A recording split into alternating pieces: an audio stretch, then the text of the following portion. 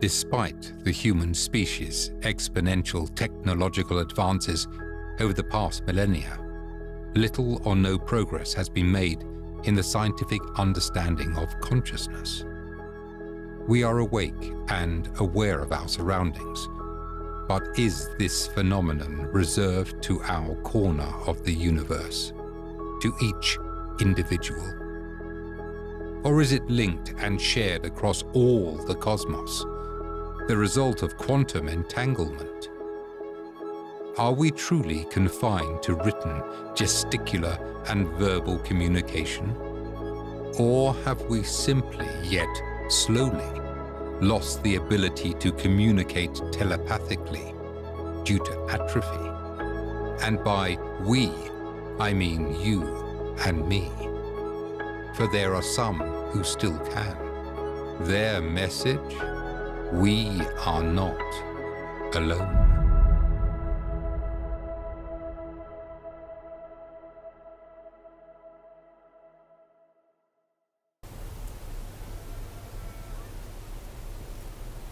My name is Clifford Mahudi. I'm a Zuni Pueblo Indian elder, and I am here to talk about some of the subjects that have been of interest lately, primarily the extraterrestrials and UFOs, paranormal activity.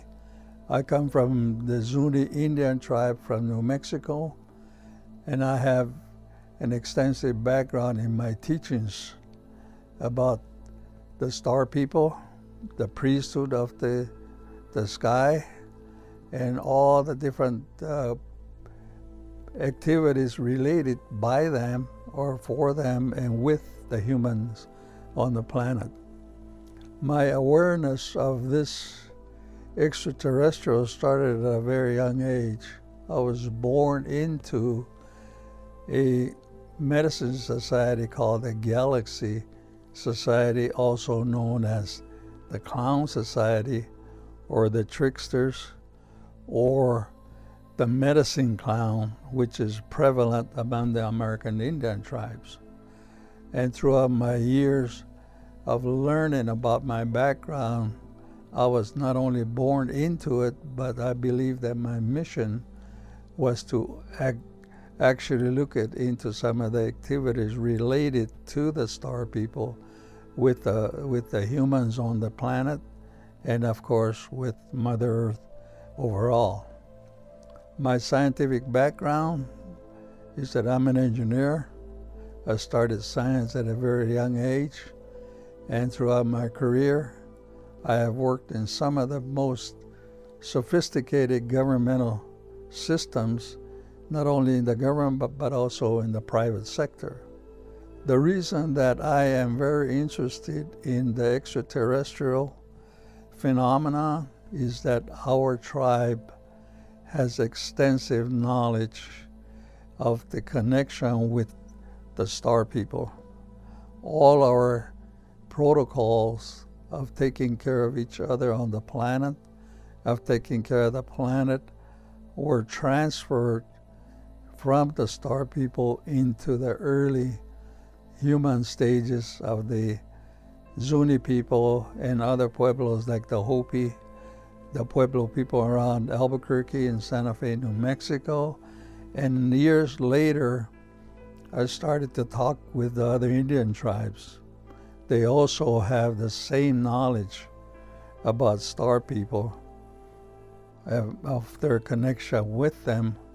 The only difference between, say, like the Hopi, the Pueblo, and all that is our language. And also later on, I also looked at the other Aboriginal tribes of the planet, whether they be in Africa, like the Dogons, or whether they be in Australia, like the Aborigines, and all throughout the planet, and they have the same concepts, the same meanings of what we are here on the planet for.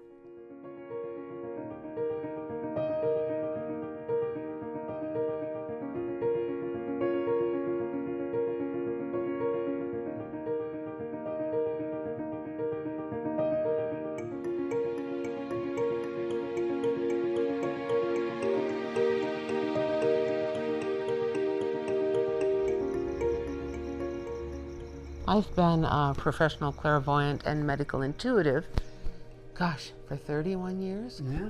My goodness. It's been a while. I've worked for 3-letter agencies doing both murder and missing person cases for all over the United States.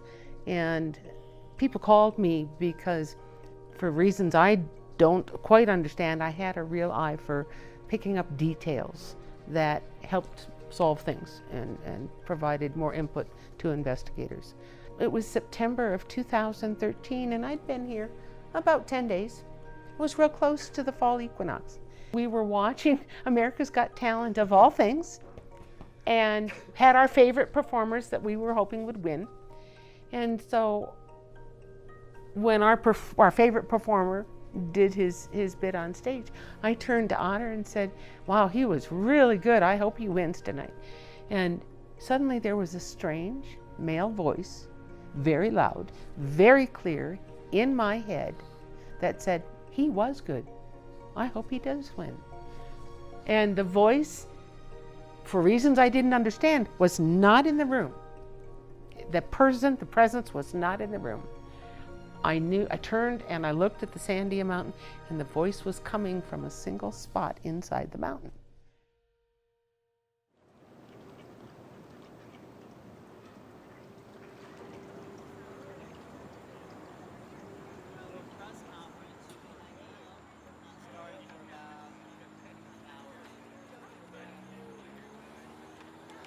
Thank you all for coming here to this beautiful setting for one of the most amazing announcements I think the planet will hear. This is Anjali, who's had direct experience with these beings. They've come to her, they've directed her to be here, and she's going to deliver a statement from her experience and also see what else wants to be said today. So thanks so much for being here, Anjali. Hi, good afternoon.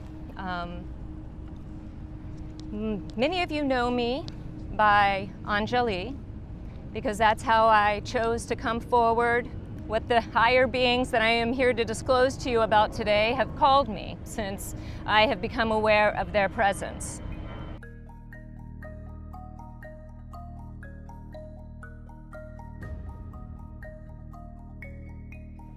On January 21st, 2018, it was a Sunday, I was sitting in a coffee shop in Southern California.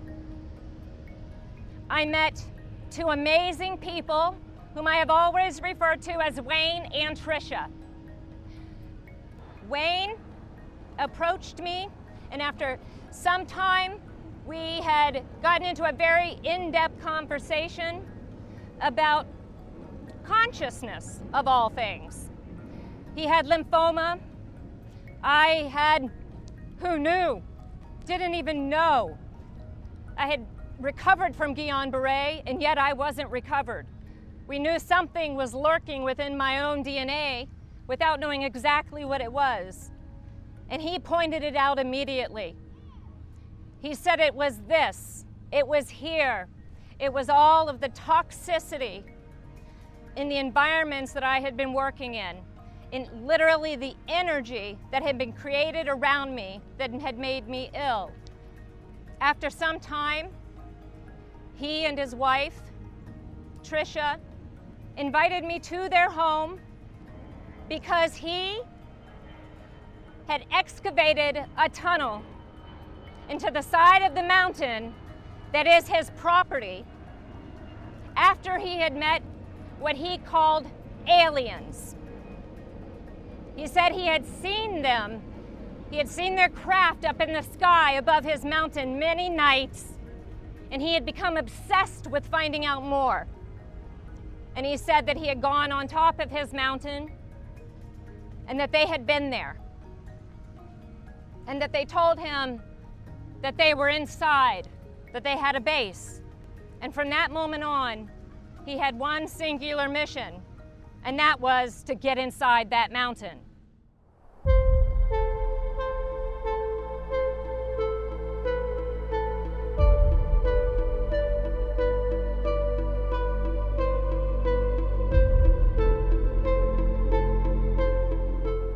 The American Indian people did not invent any of this type of rituals or procedures like on the religious side. For example, spirituality and religion are confused a lot of times.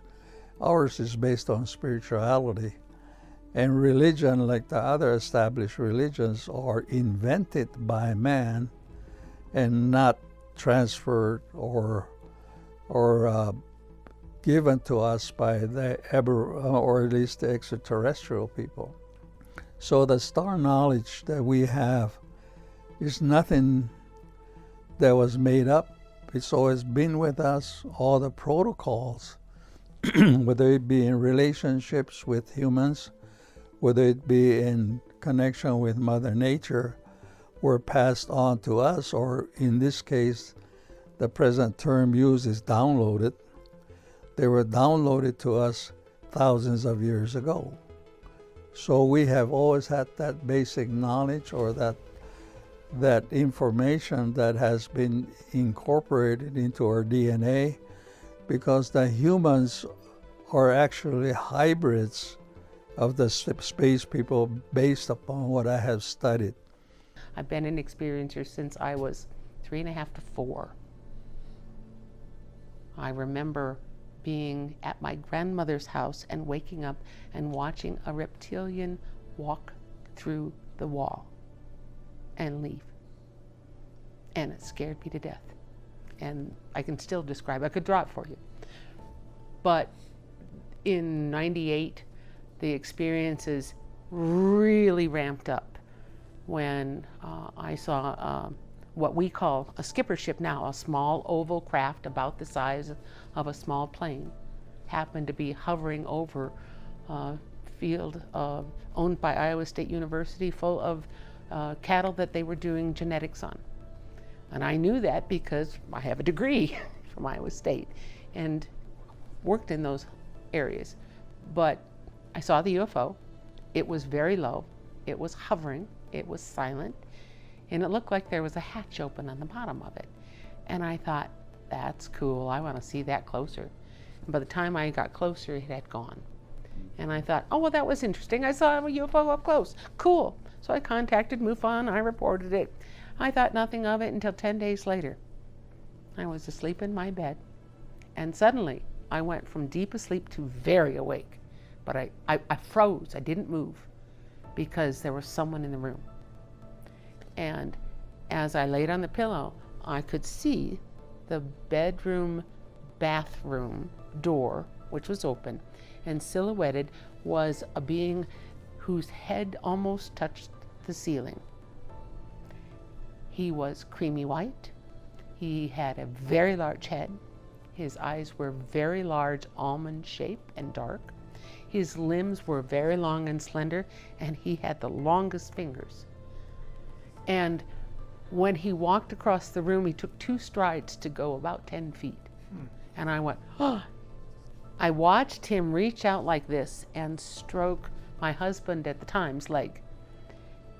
And then I watched him reach out to try and touch me. And suddenly I sat straight up and I yelled at him. I said, "What are you doing here?" And he jumped and he had the most startled look on his face, and he turned and he bolted through the wall.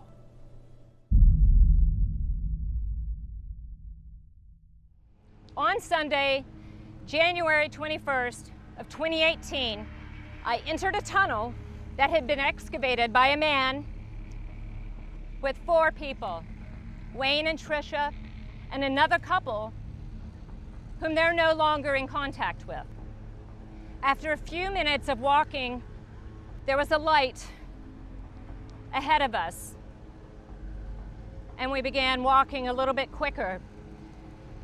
And when we rounded the corner, there were 2 different races of beings that were standing there. There was a gray. I do not believe that he is organic in the way that we understand. Also, not a drone in the way that we understand, but a body that holds a consciousness that interacts. There were also several other beings that were what we typically, now I understand, call in this community tall whites. They were all well over 6, approaching probably 6.5, maybe a little bit taller. Warm, not cool colored, a warmish white. But their skin, they're radiant. They took me into a room where I met several of the most amazing beings that are here. Suppose you came face to face with a being not of this world. What would you do? Who would you tell?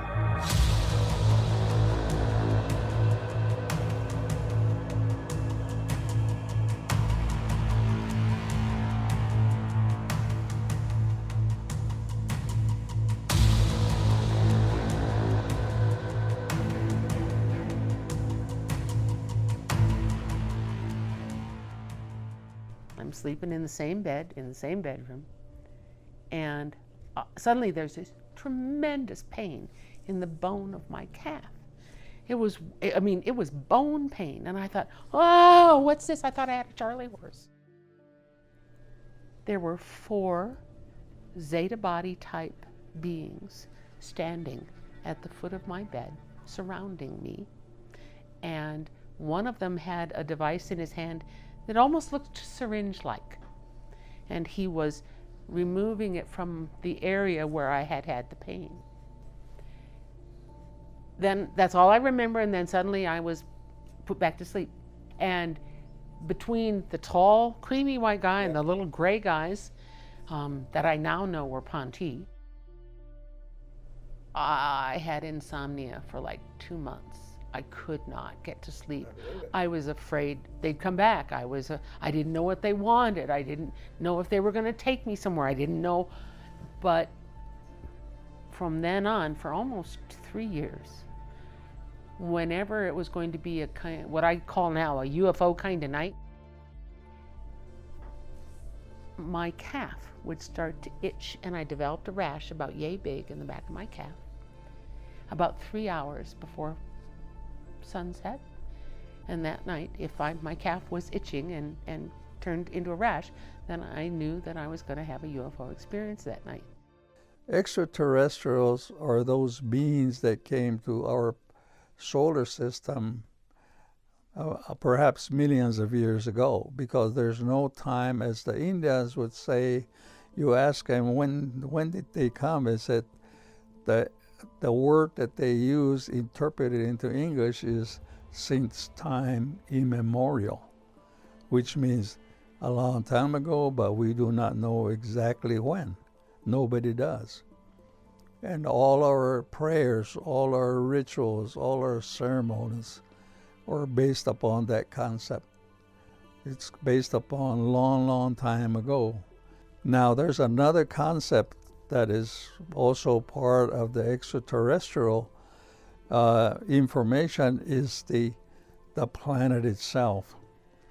The scientists have said or have theorized that the Earth has flipped on its axis at least 13 times, and which would probably go into billions of years. Now the American Indian, at least my tribe, the Zuni Indian tribe, has said that we have gone through 3 great catastrophes.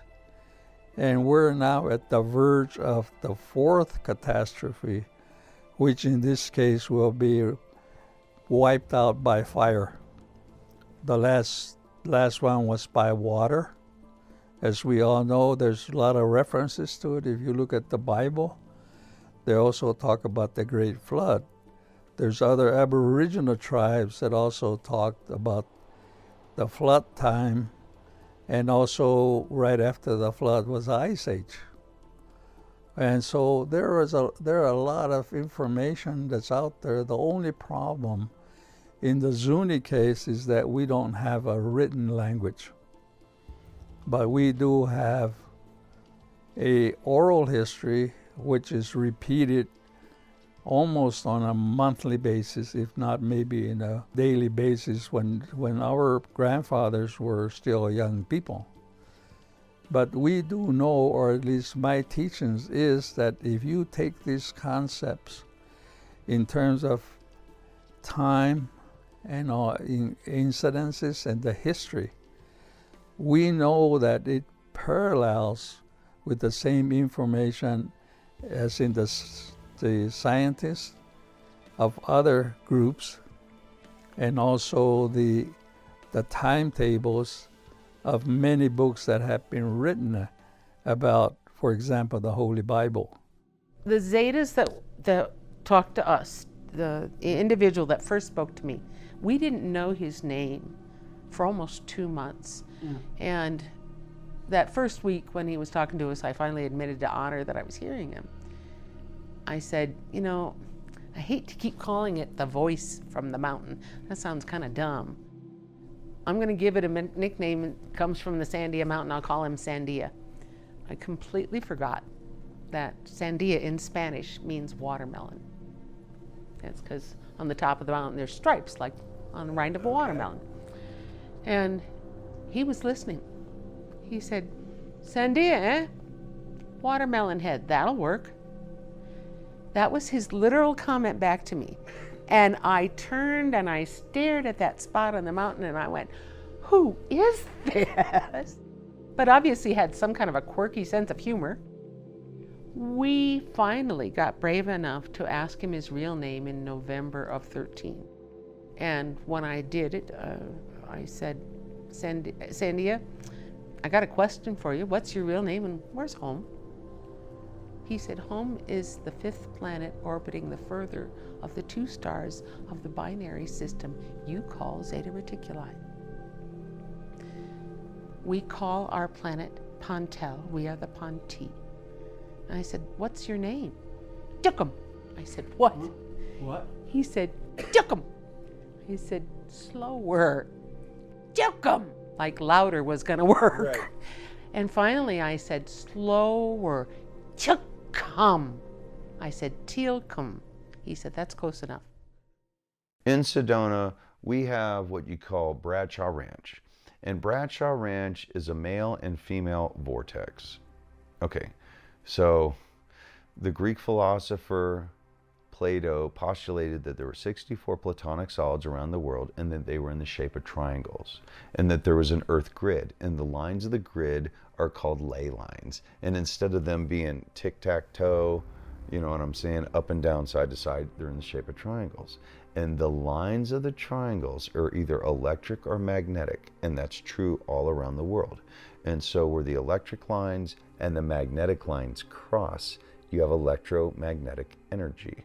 And we are electromagnetic beings in that we think thoughts, which you can measure with an electroscope that create electrical impulses, okay? And then the water in our body is magnetic. So therefore, we are electromagnetic beings, and it creates a toroidal field. So a field, it's like 2 donuts, one on top of another. From your crown to your root, from your root to your feet, from your heels to your backside back up to your crown again. And you could also call it your oracle field.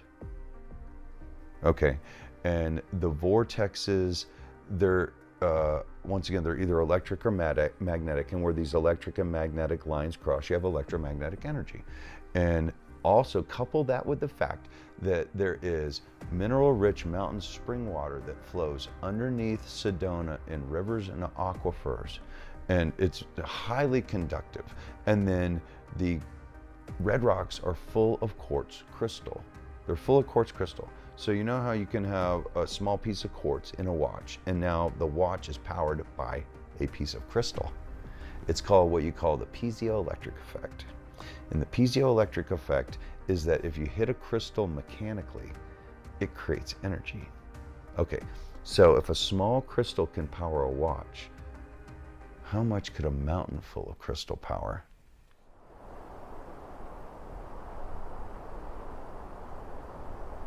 Before I talk about the message that they would like to speak to you today, I would like to talk about the formation of a team that will return to this tunnel, and with me and the owners of this property, this team will enter the base of these higher beings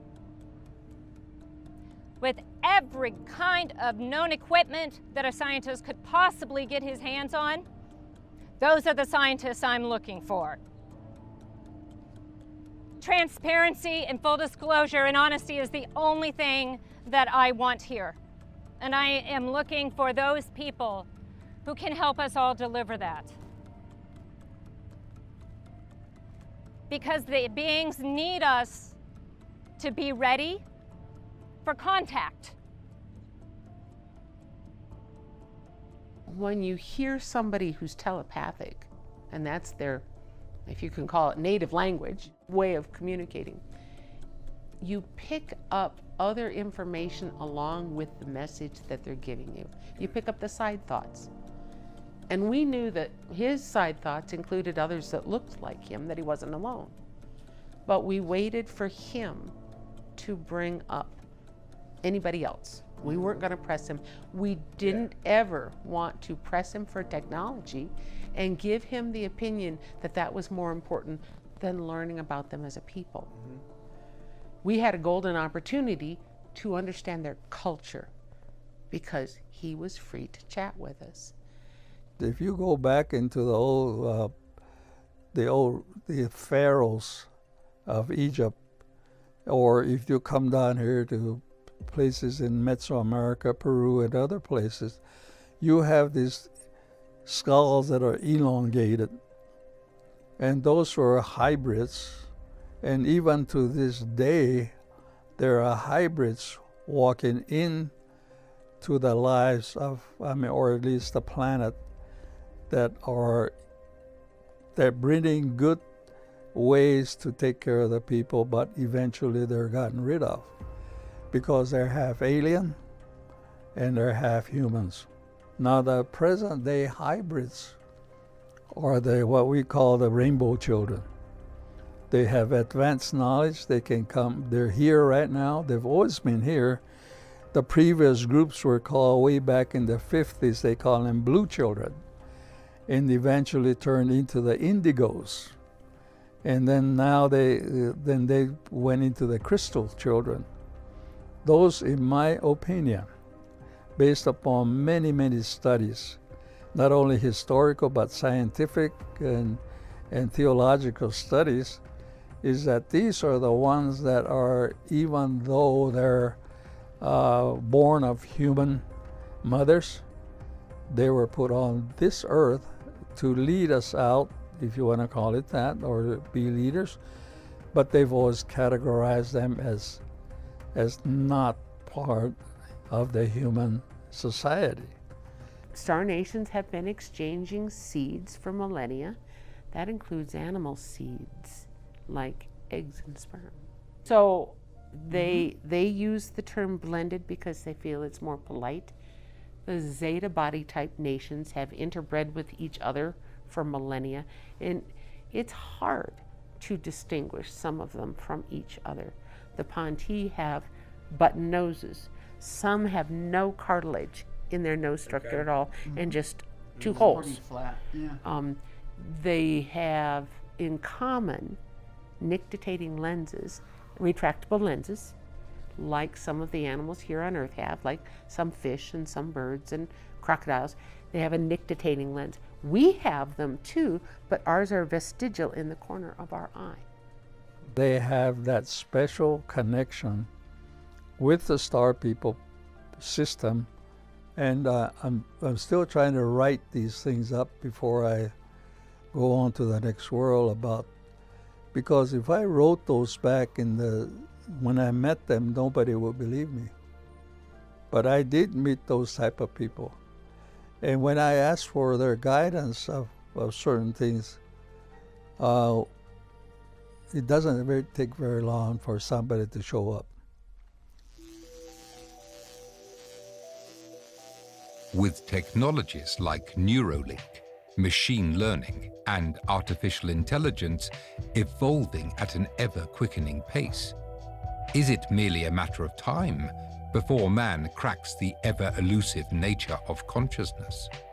Or will the answer come from elsewhere, via a vision or message from outer space, inner space, or even the space in between?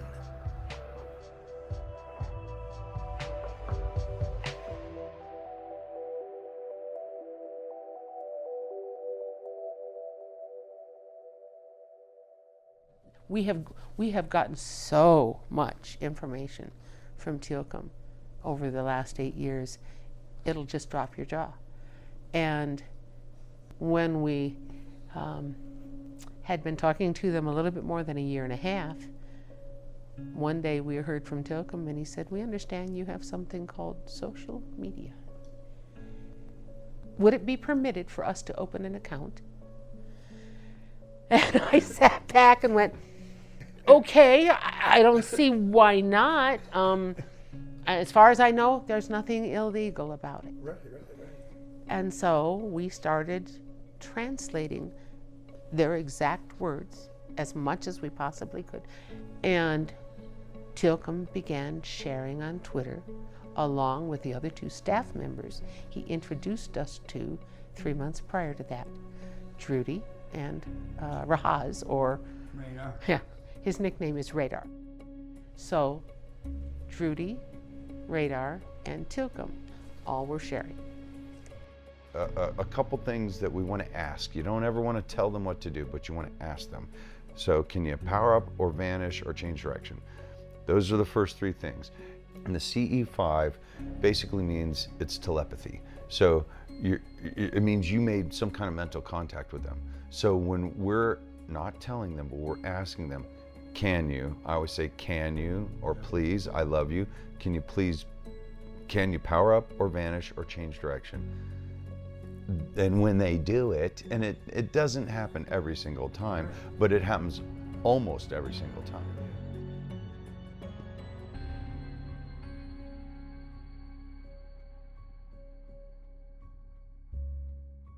They have been with us from the beginning. They have been where we are. Everything goes through the same cycle of consciousness development and recognition of itself.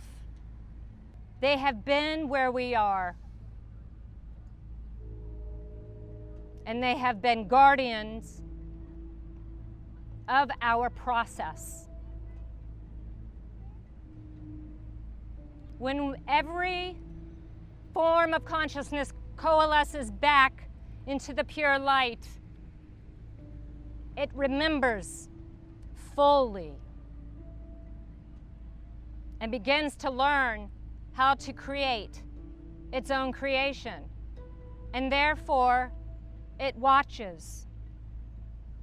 It watches other expressions of creation learning, because they only want to understand how to make their own. In 1971, the Ponte, along with a number of other star nations, signed a treaty. It was a 50-year treaty.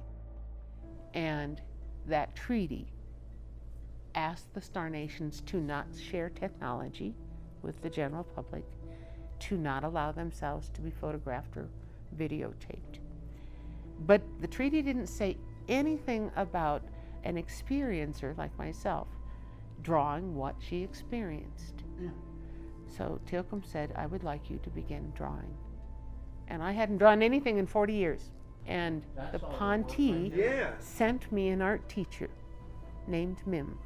And Mim has taught me over the past 3 or 4 years to go from very rudimentary to the drawings that you see now.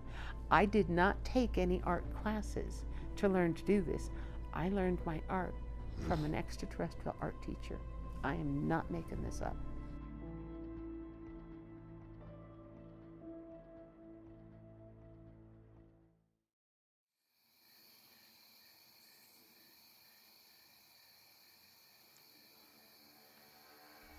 Despite our common makeup, mankind's brief history on our tiny spinning rock has shown we are incredibly diverse. Through this diversity, our species has seen stagnation and growth, poverty and wealth, peace and war. For, as with all things important to our survival, when the issues and interests reach a breaking point, the masses will enact change. I have had an opportunity to talk about the interpretation that the Hopi and the Zunis talk about in their prophecies, whether it be 9/11, whether it be bringing in the terrorists from other parts of the world. These were talked about way long time ago. And if you look at the Hopi and the Zuni prophecies, they talk exactly about this thing. They also talk about the web that we have in the computer world. They also talk about the things that will be happening. They talk about famine. They talk about deviation from spirituality going into organized religion. And so these are all part of our system that has been in existence for a number of years. And the source of that information is from what we call our star ancestors. North and South Pole are traveling faster than we've ever seen them travel into new places, and it's possible for us to develop two North Poles, one South Pole, or two North Poles and two South Poles. Whoa. And then it weakens the magnetics, and our influence from this turbulent area becomes stronger and affects life on our world. Life on the surface can be affected by giant tsunamis, but also the cosmic rays become extremely dangerous for any plant and animal life. And the Ponti and other star nations took people underground for an extended period of time until we passed the turbulent zone, and they brought us out when it was safe again. That's in the history of not only the Zuni star nation, or Zuni indigenous culture and their oral history, the Hopis, but if you go to other places on Earth, people were instructed to build a very large boat. You know the Noah story. In the Iroquois were instructed to build giant canoes at the same time. And so indigenous people attempted to help them in order to get them to survive whatever cataclysm happened in their geographic location. And the star nation that had jurisdiction over that area was the star nation helping. This cycle of learning is coming to an end because humanity's consciousness is evolving. The way that consciousness forms and creates matter, which is just energy manifest, something that they want to help us learn to do as we evolve.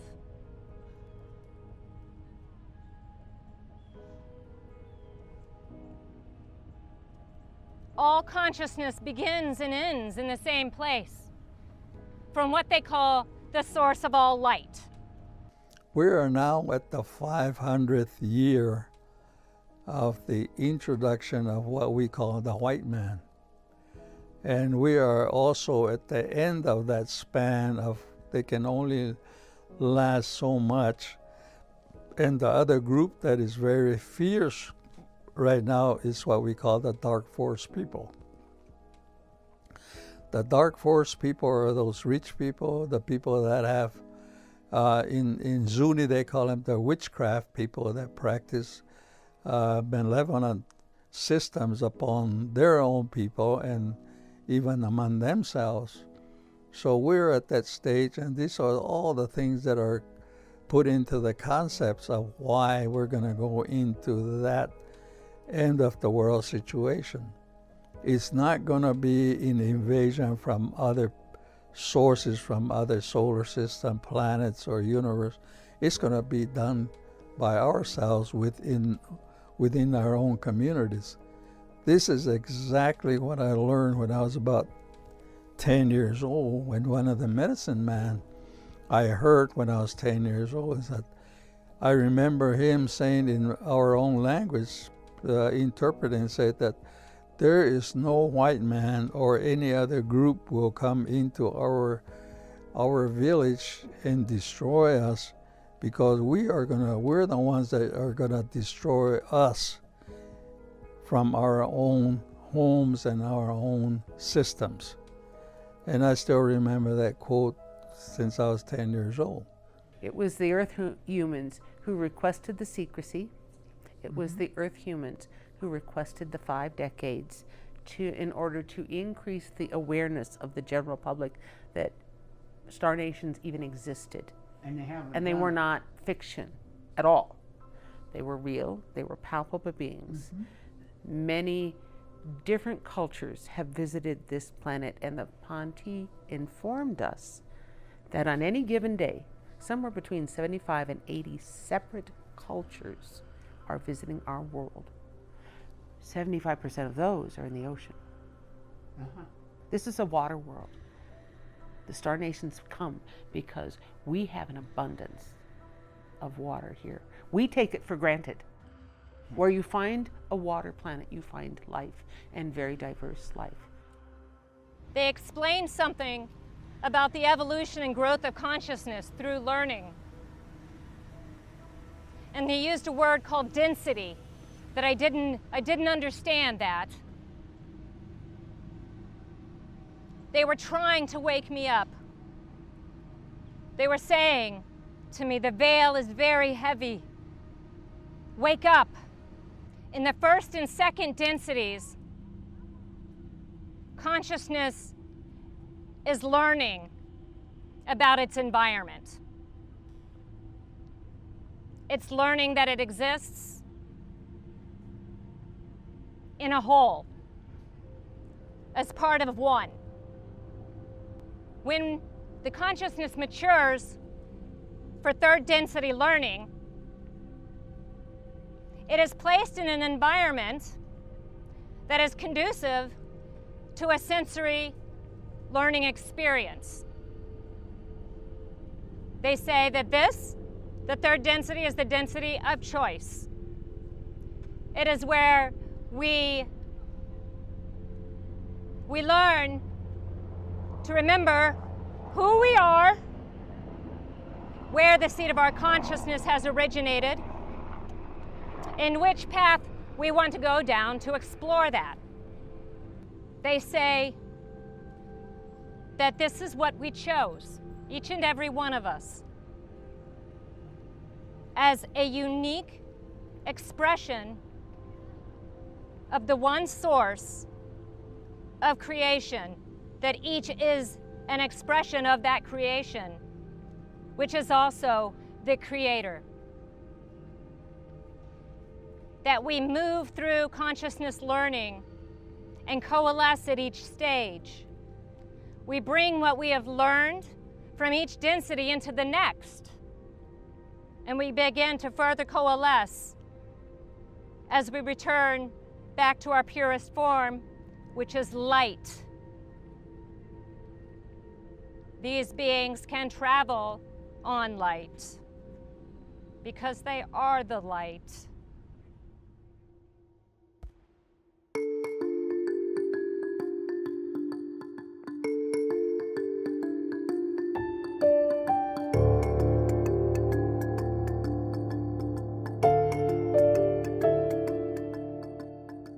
It was by coincidence that I just found myself getting back into this topic at a really interesting time in ufology when, like, of course, the New York Times article had been out for a couple of years. They had just announced the existence of the UAP task force, and everyone was awaiting their report. And so there were a lot of people who were joining UFO Twitter at the same time I was, so it was just a very exciting time to be rediscovering this topic. I definitely think that there were interesting aspects of the report, like the fact that aside from maybe one of them, they weren't able to explain almost all of these sightings.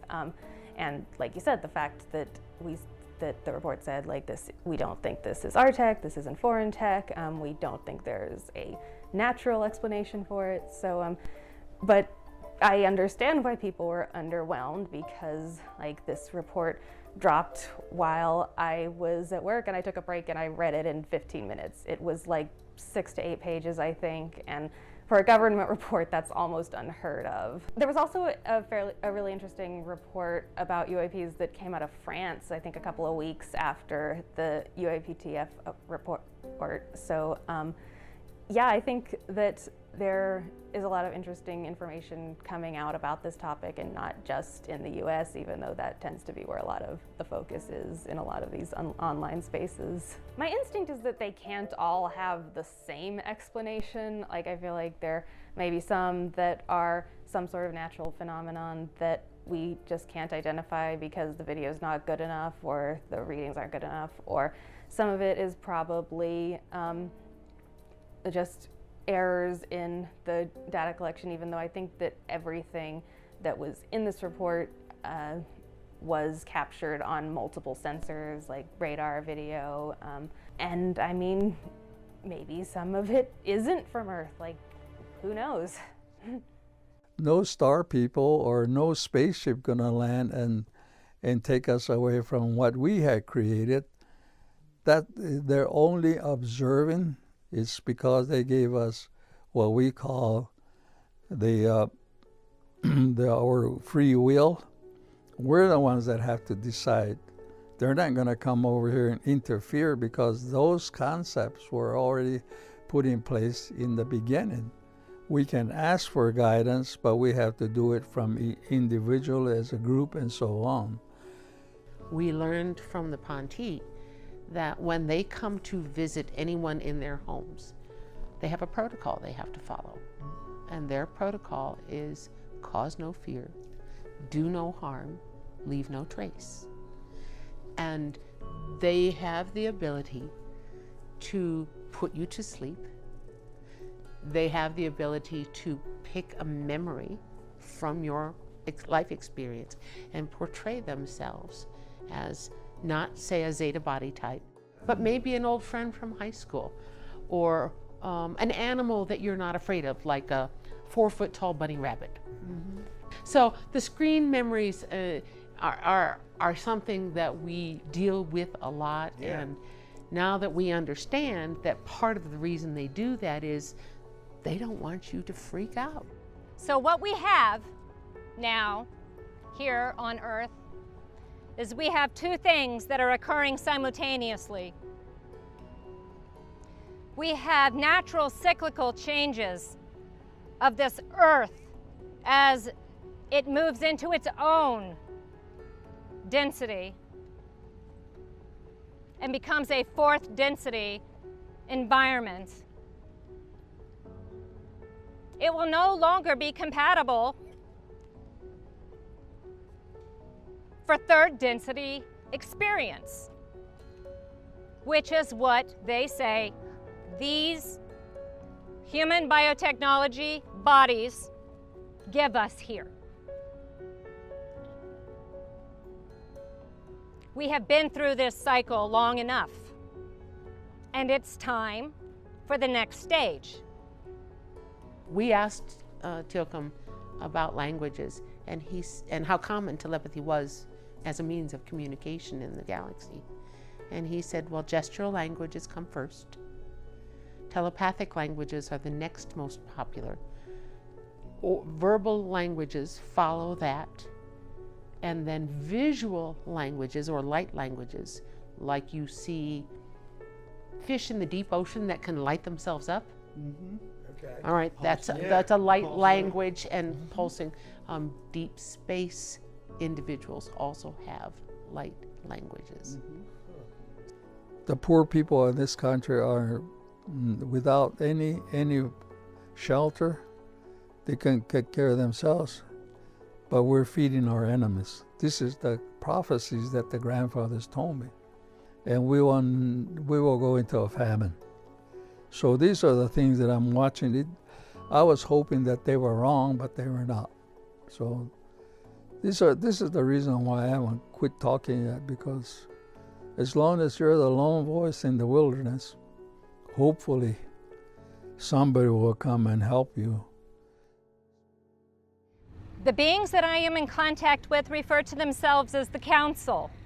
They are guardians over this world because they were asked to be, and they are fulfilling their duty, allowing us our free will to explore and to learn without remembering who we are, so that we can return, recognize ourselves, and experience the full breadth of consciousness again and again and again.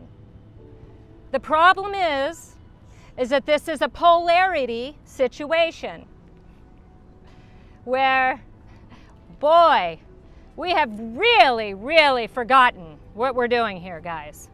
And we're destroying ourselves and our world, and we're trying to go out beyond our own borders into space as if we are ready to be spacefaring species, lovingly contacting other worlds. There are friendly extraterrestrial nations visiting our world, have been visiting our world for millennia, who are here to help us through the earth changes that we see beginning now. We may have our world being in what I generally call a mel of a Hess.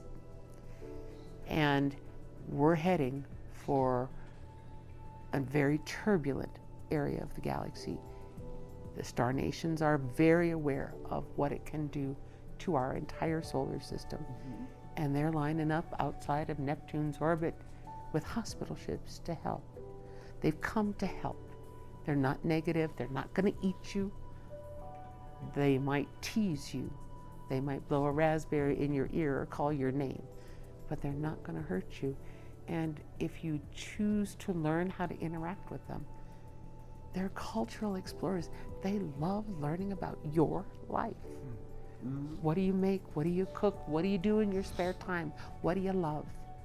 That's your culture. And that's what they want to learn. They're cultural explorers.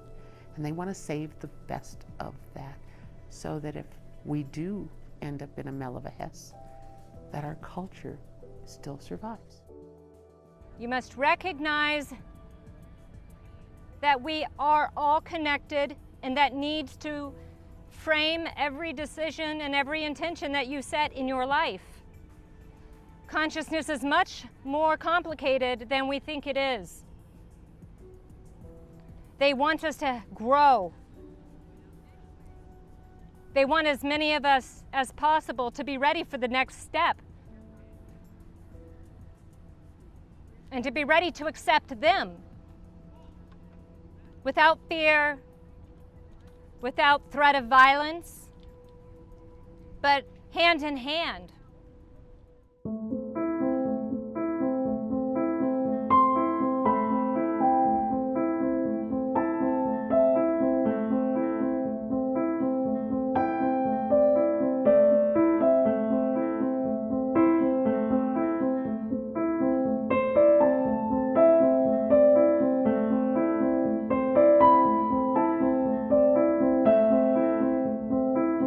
The universe is both homogeneous and isotropic.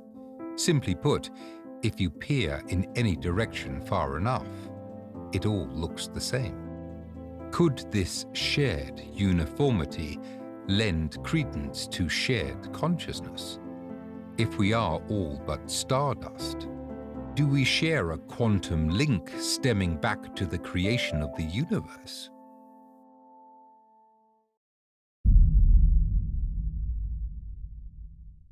This is a physical disclosure, and it is a consciousness disclosure. And what I mean by that is that these beings do not speak language. They do not use words like we do. Their mouths do not move, and they make sound and begin to speak to us. Everything they do is what's called conscious communication. I want to differentiate that from the misunderstanding that this is telepathy. This is not telepathy. I don't know what that is. I don't do that. I think that might be what I'm trying to talk about without not setting intentions, not being super clear. Because conscious communication is so clear. It comes with everything. It's like a download. Okay, we can all understand that. Like an image, you get an image in your mind, and it comes encrypted with all kinds of information that immediately just downloads into your brain. And it includes intention, so you know, and it includes emotion. I have experienced nothing but love, compassion, kindness, patience, sometimes humor. Very, very kind and gentle beings. It is a fuller, richer, more accurate, more highly evolved form of communicating. And guess what, folks? It works with all of the higher beings. It works with all of them. I can tell you right now what Otter and I have learned, about 10% of it has gone out to the public on Twitter. 90% of it has not. And not that we're trying to hide anything, it's just that there's so much. And the download she describes, we have experienced. You wake up feeling like your brain is jello. I mean, you become exhausted. You wake up exhausted, your brain feels like you've learned an encyclopedia of information within hours, a whole new language overnight. And yet, because it was given to you in an alpha, theta, or delta dream state, trying to remember it when you come back to waking consciousness, it's hard because it's like trying to remember your dreams. Some people remember their dreams much easier than others, especially if it's the very last dream of the night. But others get a download and feel like somebody's filled up their brain like you fill up a hard drive, but they don't know what's on it.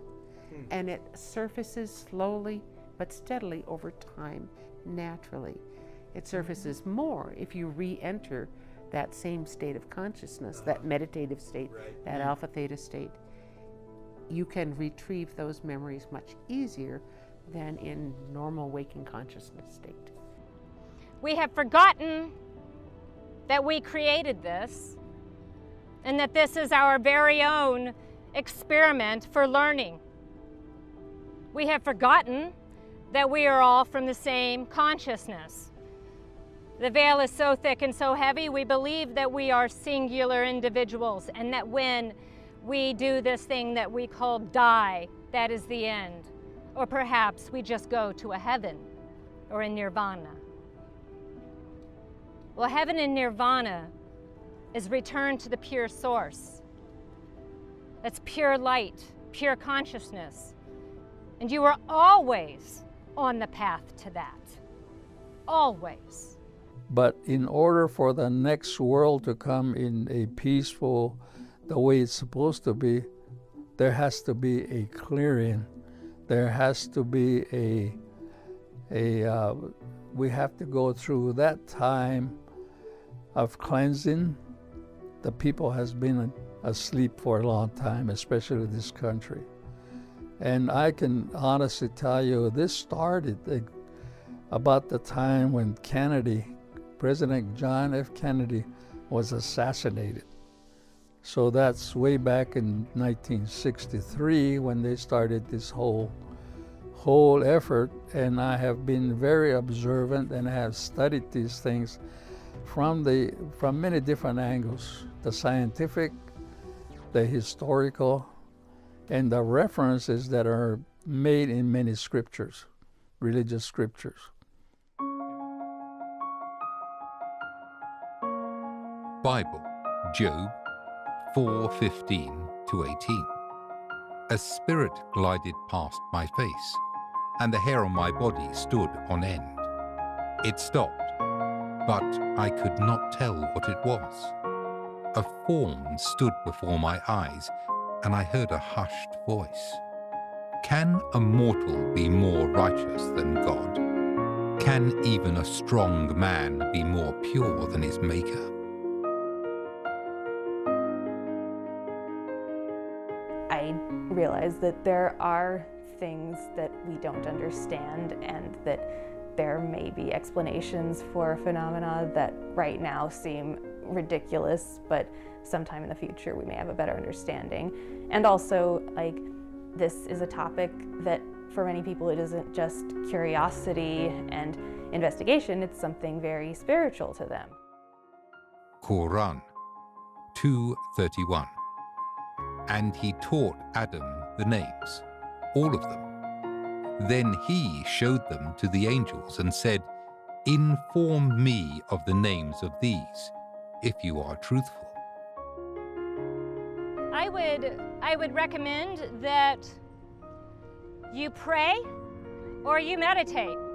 Whatever you want to call it, do it with an open, kind heart. Ask for acceptance of our oneness and our connection to one another. Seek to better understand your own existence. Seek to elevate your conscious connection to all other expressions of life and the Creator here. And then, whatever your spiritual philosophy, you already got it. You got it. Like, some people that I've talked to aren't really invested in whether there is scientific evidence or whether, like, this is real in a physical sense, because to them it is more spiritual or religious, and what matters to them more is sort of how it guides their life and how they feel about it, rather than what science discovers. And you can't really argue with that. Like, everyone has their own religious and spiritual beliefs.